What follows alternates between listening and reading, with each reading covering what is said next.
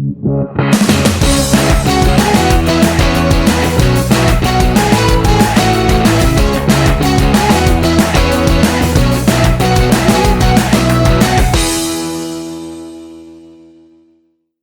everybody, welcome back at Dinner with Dave.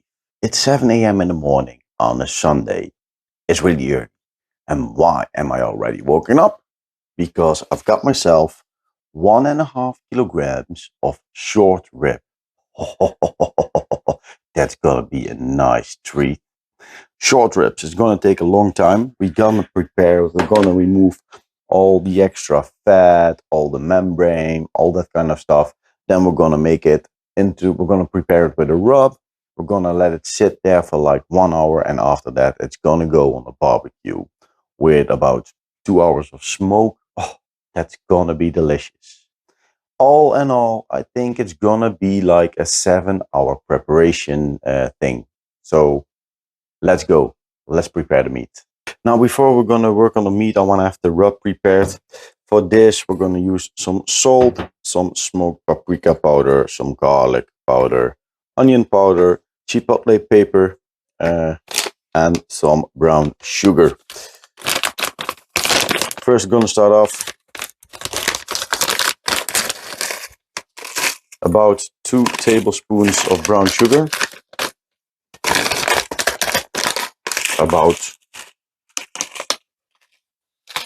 There we go. Then 1 tablespoon of salt. Now you don't have to add this much. You can add more, you can add less. It's gonna get some moisture out of the meat and it makes it more tender. So yeah, it's whatever you like. We prepare a little bit more. We like a little bit more salt. That's just what you want. So 1.5 tablespoons for me. Then we've got smoked paprika powder. 1.5 tablespoon. 1.5. Garlic powder, 1 tablespoon. And there we go. Onion powder, also 1 tablespoon. Chipotle powder, whatever you like. I don't want it too spicy, so we're gonna go for like a teaspoon, maybe a little bit more. There we go. A teaspoon is more than enough. You don't want too much heat on there. It could ruin the whole flavors of the dish. Now, mix it up. Now, looking at the color, I think I want to have a little bit more paprika powder. Yeah, you see more sugar than the herbs, and I prefer to have a little bit more herbs. So paprika powder. I'm gonna add a little bit more. Sometimes you have to eyeball what you're making. Now that's already looking a little bit better. The smell is amazing. You can really smell the paprika and the chipotle powder. So that's awesome.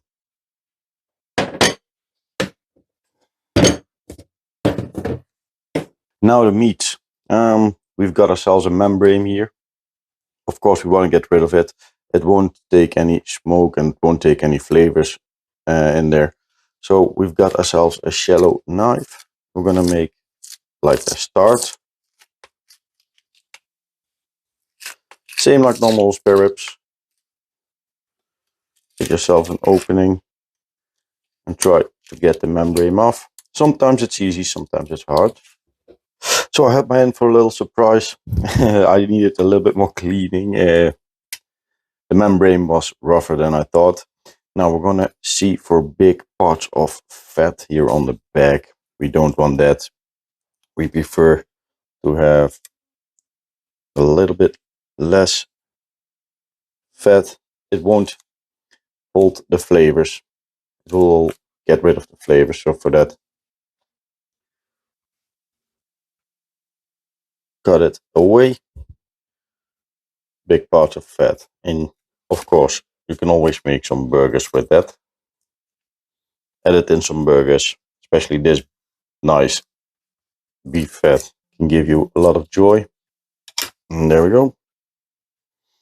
And on the flip side,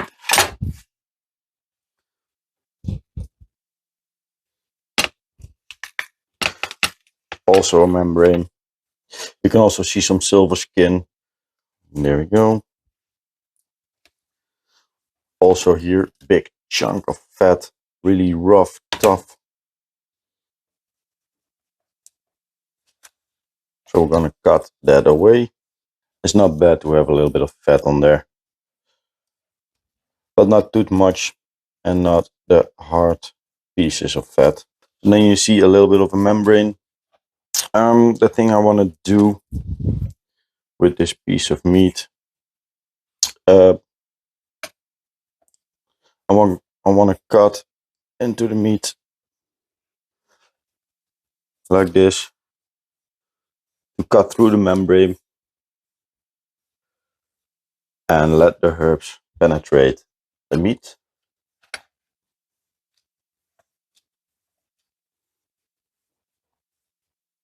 Just to make sure. Now time to get the rub into the meat.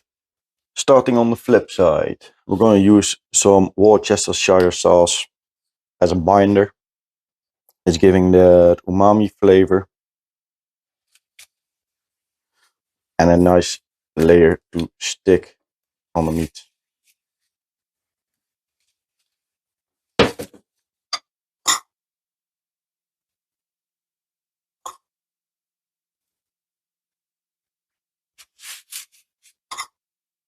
And rub it in.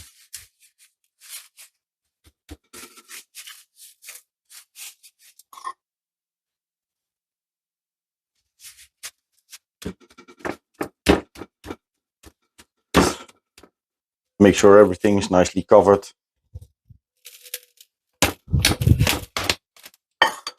The top layer, presentation side, always make sure the size you don't see will be done first and the size you look at as last. You want to have a nice bark and it could be ruined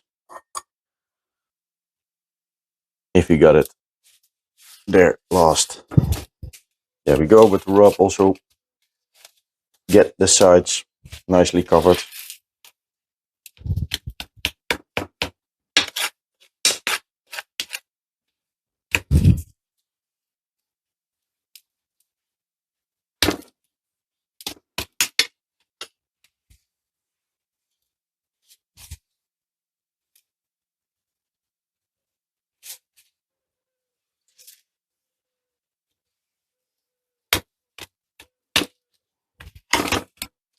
Now everything nicely covered. I'm going to set it into the fridge for about 1 hour, and after that it's going to go in the barbecue. A few inches later. For today we're going to use the Bastard VX. We're going to use the indirect way. So we're going to use some heat protectors.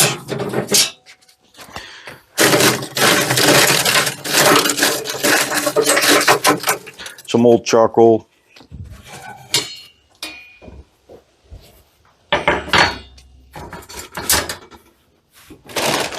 We're going to use Marabu Low and Slow barbecue charcoal.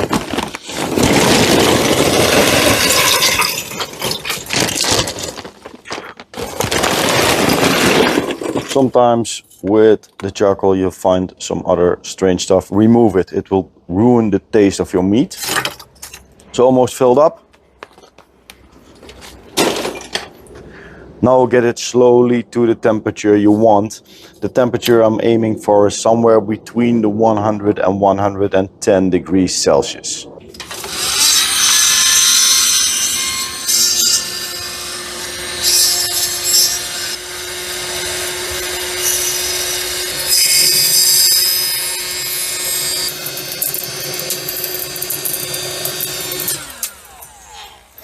Now here's a trick. If you want to light up your barbecue, if you want to have it to a specific degree, and you're not totally sure if you're going to get there, then you can remove the inner parts of the barbecue. Let it come up to temperature, make sure it's nice and stable, and after that you can always add in the inside of your barbecue, the inserts. Why is that easy? Imagine yourself going up. Instead of 110, you're going to go to 150 and you need to get the temperature down. That's really hard. If you got the inserts, you're going to put it in. If everything is cold, the temperature will drop and it's much easier to control, to get the temperature down. So that's why I always wait with putting in my gears. Now, 1 hour later, barbecue stable at 100 degrees, 102 degrees, I think. So we're gonna open it up and we're gonna put the inserts in there. Now for today, I'm gonna use one whiskey barrel smoking wood, nice big chunks. We're gonna divide it in 3 spots of the fire, 1 directly on the fire and 2 a little bit outside the burning charcoal, the glowing charcoal. Why is that? Because then you will get the most benefit of all the wood. When one chunk is gone, the next chunk will go. Today we're going to use like the plague setters, then we've got the drip pan and the rack. Indirect, as you can see, I don't know if you can see, but it's already smoking. This meat and the bark has been sitting for 1 hour, so it's nicely firm on there. It won't get off. Put it in the middle of the rack and it's gonna be there for like 7 hours. That's gonna take a whole lot of time, but I'm sure it's worth it. 1 eternity later. At the moment it's 4 o'clock in the afternoon and look at this. Bloody hell, that's looking great. The bark nicely stuck on there. Awesome. Right now I want to get some extra flavors there, so I got myself some barbecue sauce. I've got the Jack Daniel's original barbecue sauce. Gonna add a little bit in a bowl. Only a little bit, don't do too much. Some agave syrup.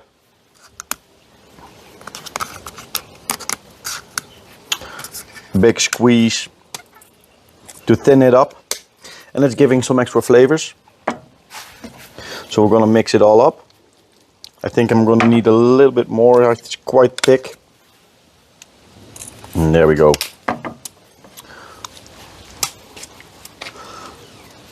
So here we go, nice sauce, and we're gonna get that on here. Not too thick, not too thin.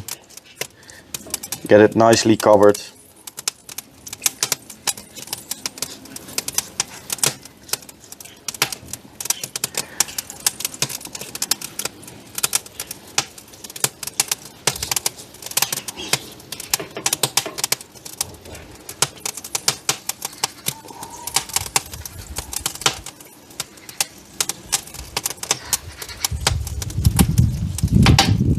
Ooh, temperature going up, but that's not too bad.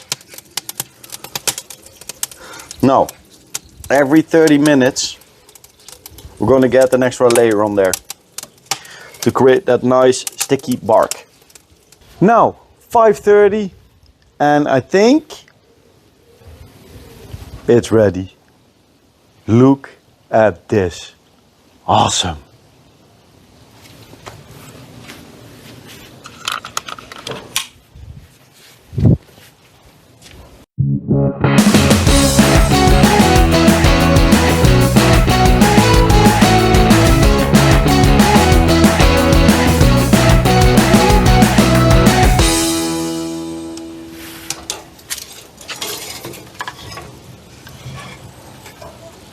Oh, big ass piece of meat.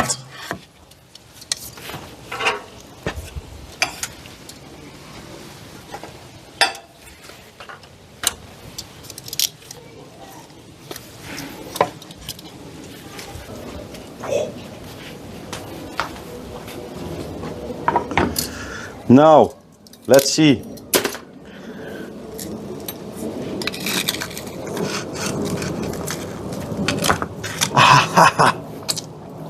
Bloody hot, but damn.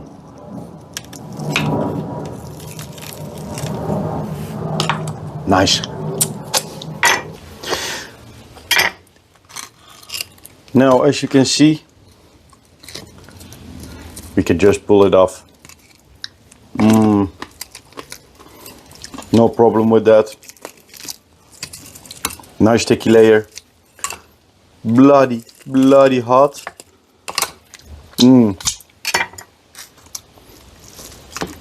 Now, oh man, that barbecue sauce is really tasting amazing. Let's cut.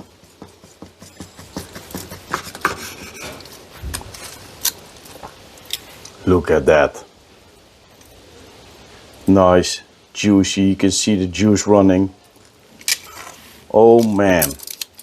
And of course, taste test. After such a long time on the barbecue with bark. If you want to have no bark, you can also pack it in paper or aluminum foil. Oh, crispy bark, juicy meat, nice flavors. Oh, awesome. Now this has been taking a whole lot of time. From this morning, 8 o'clock, somewhere between 8 and 9, until, well, you can see it, 5:30 in the afternoon.